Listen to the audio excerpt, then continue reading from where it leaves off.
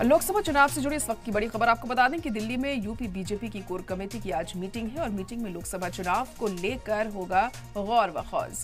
Core committee की meeting में CM योगी होंगे शामिल और यूपी के दोनों डिप्टी सीएम भी मीटिंग में हिस्सा लेंगे। धर्मपाल सिंह व जयंत पांडा भी इस मीटिंग में मौजूद रहेंगे। तो अहम मीटिंग होने वाली है ये दिल्ली में यूपी बीजेपी की कोर कमेटी की ये मीटिंग है और मीटिंग में लोकसभा चुनाव को लेकर चर्चा की जाएगी।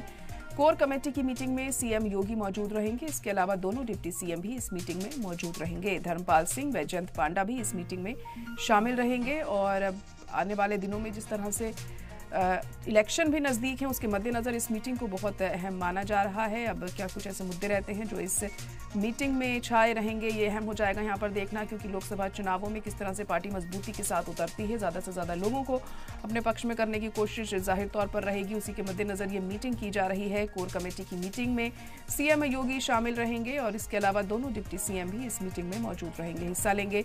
धर्मपाल सिंह और जयंत पांडा भी इस मीटिंग में मौजूद रहेंगे। तो क्या कुछ आगे की स्ट्रैटेजी बनाई जाएगी, चुनावों के मद्देनज़र कौन कौन से मुद्दों पर ज़्यादा फोकस किया जाएगा, ये तमाम ऐसी चीज़ें हैं जो माना जा रहा है इस मीटिंग में खास रह सकती हैं।